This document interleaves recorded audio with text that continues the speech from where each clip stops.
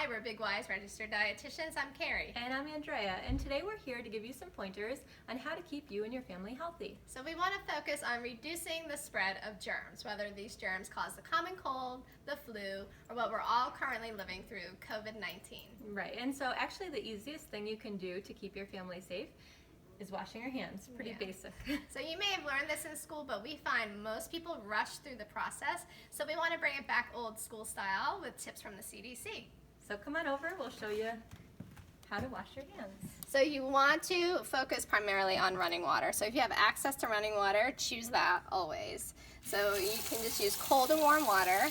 You're going to wet your hands, and then you can shut the water off, because really this process is about the agitation and removing of germs, and you can just do this with a basic soap. You don't need any fancy soaps because you're going to rub your hands together for 20 seconds. Right, so we're going to time it just to show you how long 20 seconds lasts, and you can also sing happy birthday twice, and that's a good timer for yourself to see how long 20 seconds is. When you're doing this, you want to make it active. You want to do the bottom of your hands, in between your fingers, the tops of your hands, up into your wrists, and bring your nails to your palms, because you just want to think about getting those germs off your hands.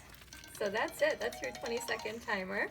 And just be mindful when you're rinsing your hands to get all those germs down the drain, you do not want to touch the handle and contaminate your hands. So you can use something like your elbow and thoroughly rinse all of the soap off your wrist and your hands and your fingers and nails down the drain. Say bye-bye to the germs. And you can shut off the water with that handy elbow, or also use a single-use towel so that you're not recontaminating your hands again if you're using a kitchen towel or something like that. Yeah, and if you don't have access to a paper towel, you can also hand dry. That's a great way to kind of get the water off too.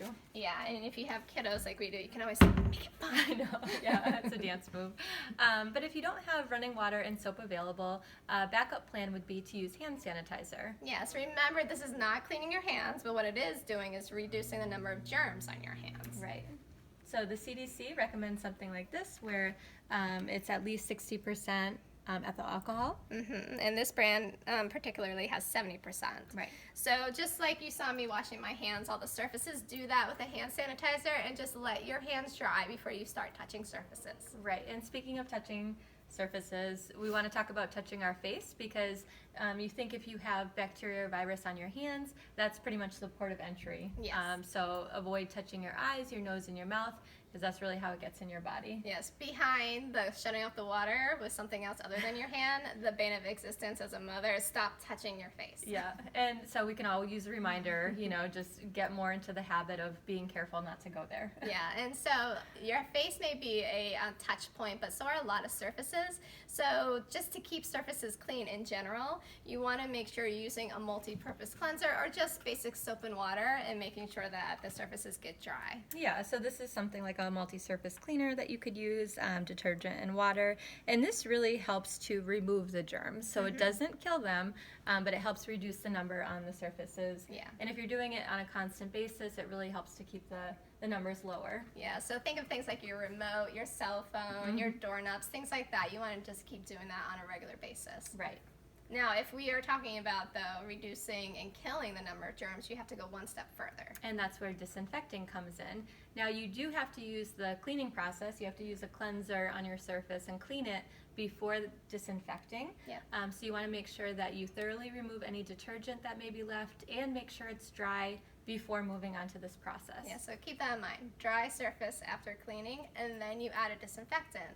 Now, we know just by what's going on right now that primary preference for disinfectants is wipes, but before wipes, there is disinfectant spray, and before spray, there is bleach. And so for these two particular items, talking about the wipes and spray, look at the label, because the manufacturer will tell you you need to keep the surface saturated and wet for X amount of minutes.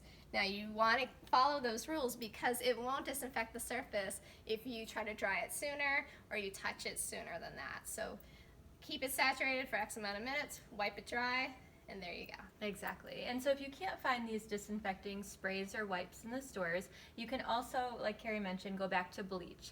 And to make a disinfecting solution, all you have to do is mix 1/3 cup of the bleach to 1 gallon of water. Yeah, and you want to saturate that surface with your diluted bleach solution and keep it on. The University of Florida recommends 10 minutes. Yeah. So keep it on for 10 minutes and then wipe it down, make sure it dries, and then you're good to go.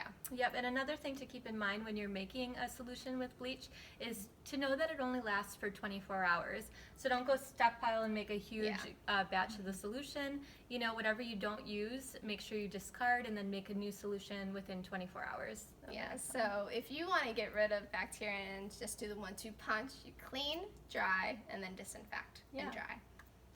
So we hope those tips were helpful. If you have any other additional questions, you can always reach our team by emailing livingwell@bigY.com, or you can also follow us on Facebook and reach us there. All right, so everyone, wash your hands, stop touching your face, Stop shaking hands, and disinfect those surfaces and stay healthy.